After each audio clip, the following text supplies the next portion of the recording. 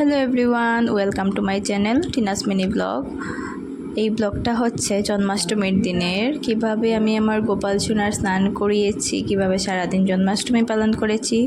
সম্পূর্ণ ব্লগ রইল, সবাই দেখবে। আর ভালো লাগলে অবশ্যই লাইক কমেন্ট করবে।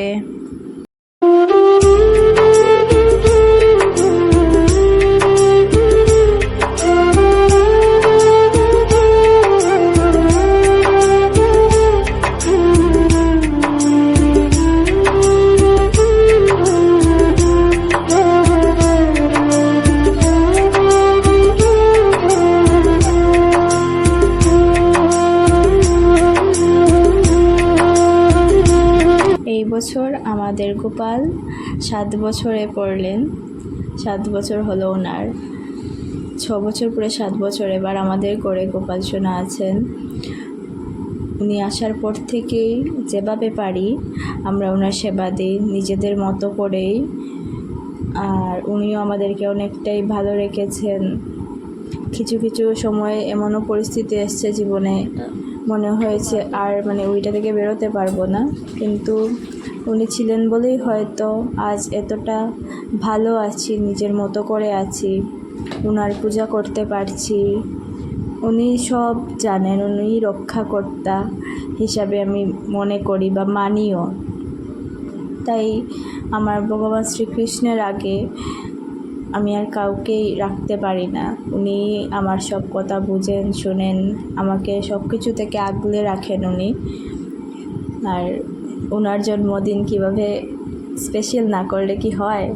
ওনার স্নান করালাম, তারপরে ওনার অঙ্গরাগ করাচ্ছি আমি সুন্দর করে, তারপর আস্তে আস্তে সাজুগুজু করাবো আমার গোপাল সোনাকে।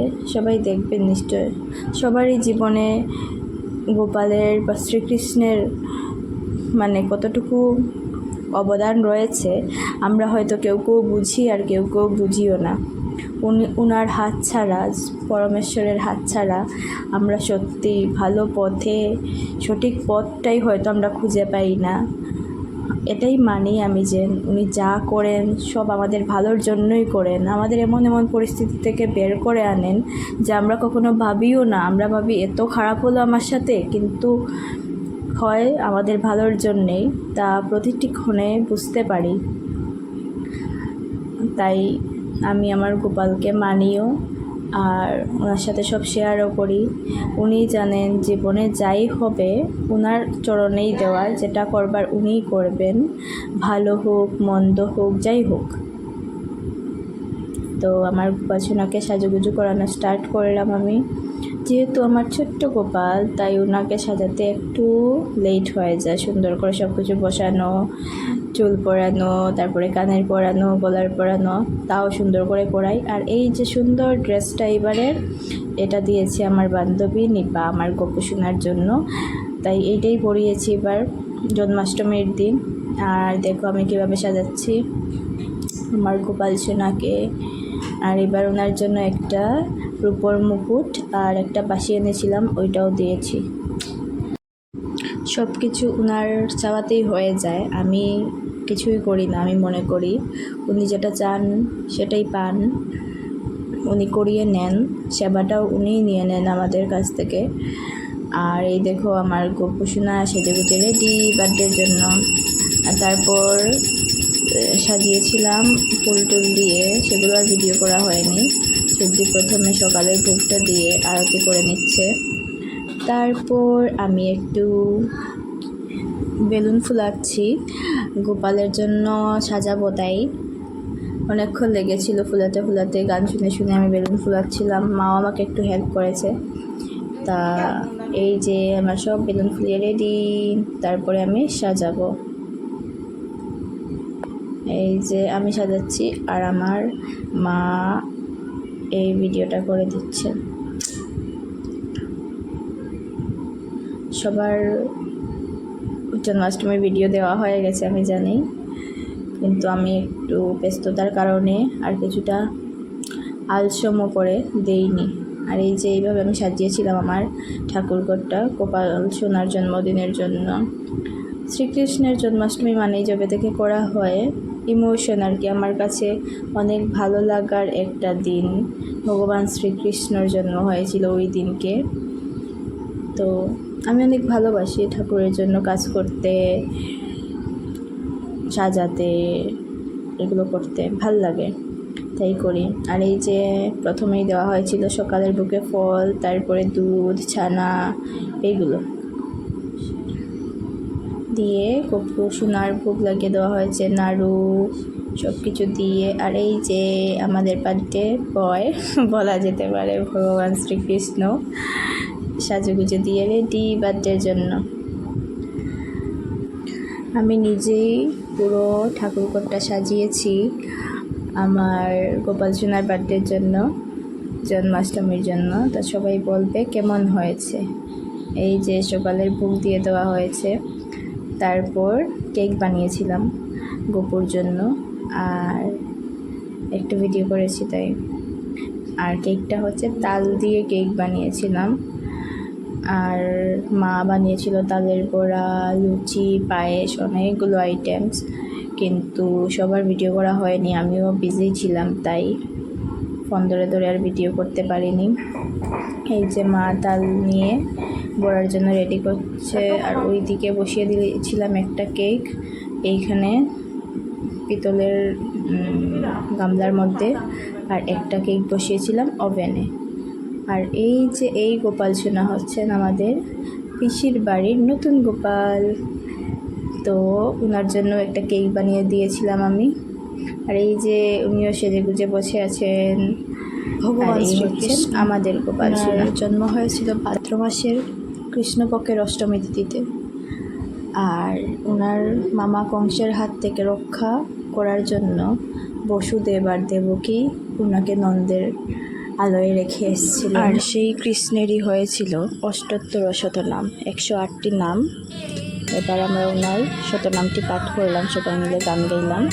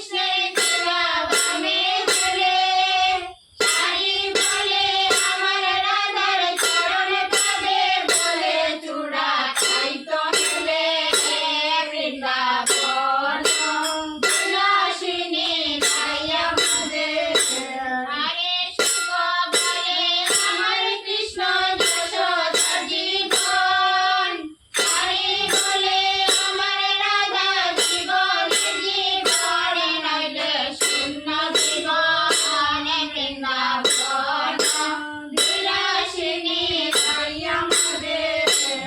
আরে সুখ বলে আমার কৃষ্ণ জগৎ চিন্তামণি, সারি বলে আমার রাধা প্রেম প্রদায়িনী, তোমার কৃষ্ণ জানে বৃন্দাবন বিলাসিনী তাই আমাদের। রে সুখ বলে আমার কৃষ্ণের বাঁশির তোলে গান, সারি বলে সত্য বটে বলে রাধার নাম, নইলে মিঠাই গান বৃন্দাবন বিলাসিনী তাই আমাদের।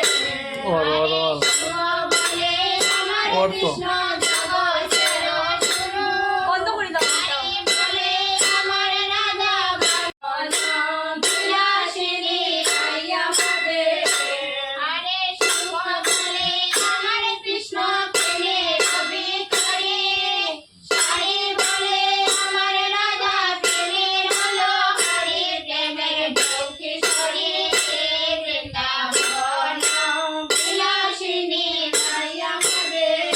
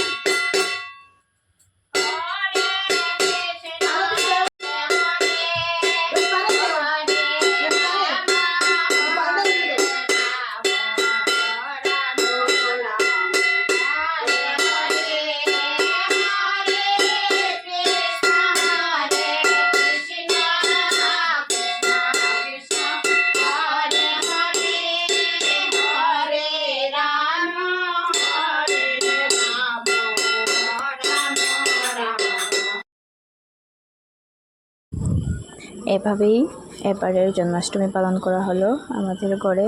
সবার কেমন লাগলো অবশ্যই জানাবে। আমরা গান কীর্তন করলাম সন্ধ্যার পর, তারপরে ভোগ টোগ দিলাম, তারপরে গিয়ে আরতি করে সব কিছু দিয়ে তারপর আমাদের জন্মাষ্টমী উদযাপন শেষ হলো।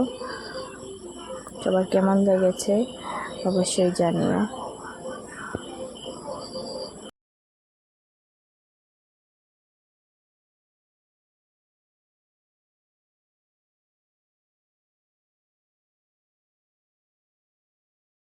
আর ওই দিন এসেছিল আমার বান্ধবী নিপা আর ওর বর, তো আমরা মিলেই যে প্রসাদ খাচ্ছিলাম তখন, তাই একটু ভিডিও করে নিলাম। ওরা আসায় আর একটু মজাই হলো, দুইও বান্ধবী মিলে সাজলাম। ওই দিন মিস করছিলাম মিতাকে, যেহেতু আমরা তিনজনই একসাথে সব কিছু করি, কিন্তু ওর বাড়িতেও জন্মাষ্টমী থাকায় ও আর আসতে পারেনি। তো জন্মাষ্টমীটা ভালোই কাটলো। আর এই যে পরের দিনে নন্দ উৎসবে ভোগ দেওয়া হয়েছিল, তারপর পালন করেই আমরা খেয়েছিলাম প্রসাদ। এই যে গোপাল সোনার জন্য ভোগের আয়োজন করা হয়েছে, ঠাকুরকেও দেওয়া হয়েছে, গুরুদেবকে নারায়ণকে দিয়ে তারপরেই ভোগ আরতি করা হয়েছিল, তারপরেই আমরা প্রসাদ খেয়েছিলাম। আর এই যে কিছু ফটো দিয়ে দিয়েছিলাম কীভাবে আমরা করেছি জন্মাষ্টমী ফটোগুলো। এই যে আমার গোপাল সোনা। সবার কেমন লেগেছে ভিডিওটা অবশ্যই জানিও। আর এতদিন পরে ভিডিওটা সবসময় যেন তোমার সেবা করে যেতে পারি, আশীর্বাদ রেখো, সবার ভালো করো, মঙ্গল করো, এভাবেই পাশে থেকো গোপাল ঠাকুর আমার। জয় শ্রীকৃষ্ণ, জয় গোপাল। সবাই একসাথে বলো রাধে রাধে।